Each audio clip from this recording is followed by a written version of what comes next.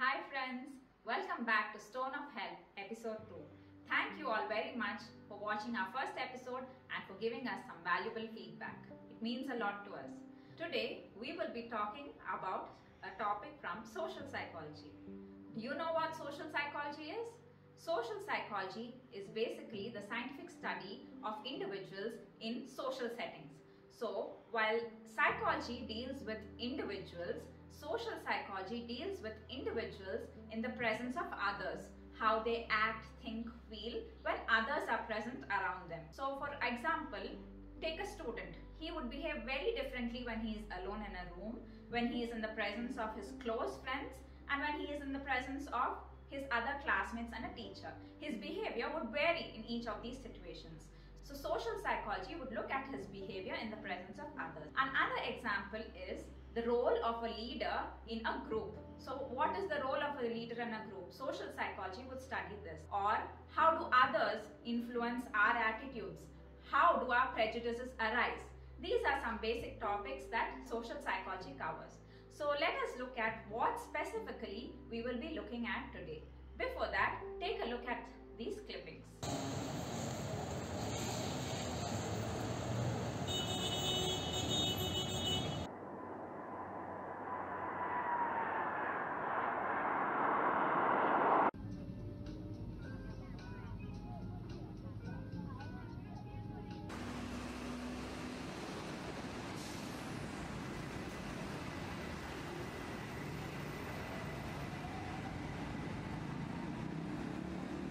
So did you notice anything common in all these videos? Did you notice that most of them did the similar thing? In the first case, when one car jumped the red light, all the other cars follow suit. In the second case, while the plane landed, most of us immediately removed the seat belt, while the announcement still asks us to stay seated with our seat belts fastened. And in the third case, you would have seen queues of people waiting. So what happened here? These are examples of something known as social conformity. Social conformity, very simply put, is how our beliefs or behavior changes because of the people around us. Social conformity is basically done for two reasons. For us, the need for us to fit in or to belong to a group, or because we believe that the group is better informed than us.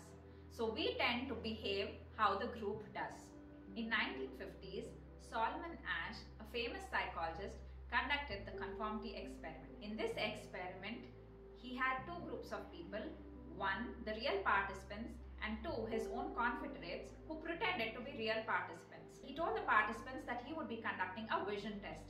He gave them one line and he gave them three other lines of varying sizes. So he gave them three options and he asked them to match which of these lines is closest to this line. He gave them three options A, B, C, and he asked them to match which of these most closely resembles this. And he found out that when the participants were alone, not in a group, they gave most of the times or all of the times they gave the right answer. But when they were placed with other confederates, they believed that they too were the real participants and they were giving the wrong answers, just to see whether the participants would give the wrong answer or would they give the right answer. And they found that many times the participants gave the wrong answer when the confederates were giving the wrong answers. When alone, they gave the right answer. But in the presence of other participants giving wrong answers, they gave wrong answers. So basically, very simply put, one finding was very important. In the midst of other participants, they chose to ignore reality and give the wrong answers just to fit in with the group. So though the study has its own limitations, it has its own real life implications. Let us see what these are. When we go onto social media these days, we see a lot of viral trends. These influence many others to do similar things. We see fashion trends. How do these trends come about?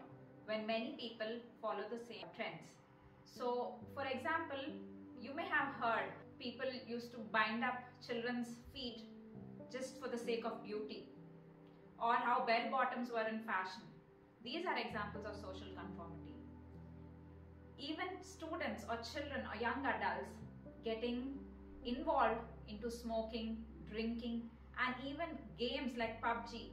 All these start with something very simple as fitting into their peer group or into their friends circle. So these things start with something known as social conformity that we've dealt about.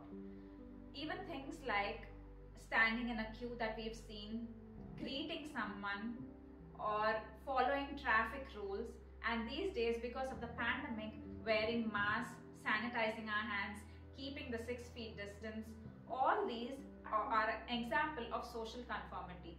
Sometimes we see that parents force their children into a particular stream or a profession just to please the society, to fit in with the larger group. Social conformity can have positive or negative influence on us as individuals. Social conformity is an essential social mechanism and is very needed for our society to run in an orderly manner. Without it, we wouldn't have social norms or acceptable social behavior.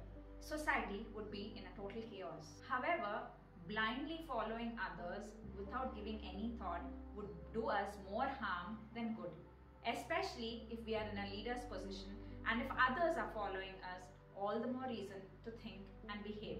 So next time you are doing something, think about how others are affecting you or how your actions are affecting others. Think about social conformity and behave. So parents, next time you want to force your child into a particular stream or take up a particular career choice or profession, think about social conformity and whether the child has an interest in that stream or whether the child would flourish in another stream. Adults, next time you compare children and wish that all of them would be alike or your child would be similar to your neighbor's child, think about social conformity and appreciate their individuality. Young adults, students, teenagers, boys and girls, before your friends influence you, before you take up a particular challenge, a trend, a habit, anything viral, think about social conformity. Think about its effects, its influence on you, whether it is positive, negative, or harmless. Think about social conformity and proceed. Commuters, when you are traveling, next time you halt at the red light, think about social conformity. If others are jumping the red light, would you do too? Think about social conformity and the negative effects that it has and proceed. Citizens, before you cast your vote, think about social conformity. Think about which political party would be beneficial for our country rather than just going with the majority. Think about social conformity. And all of us, because of the pandemic, before you neglect to wear your mask, sanitize your hand, maintaining physical distance, think about social conformity and how conforming to these hygiene habits have a positive effect on us and proceed. It's good to fit in and follow society where necessary, but it's also good to stand out and be unique and make a positive difference to our society. So that's all for today. I hope you've learned something and I would love to hear from you. So please do take time and in the comment section, do share examples from your own life about social conformity and let us know about one scenario where you don't challenge people because you think they are right or because you just want to fit in. I hope this SOH video would reach out and be helpful to you and to those around you.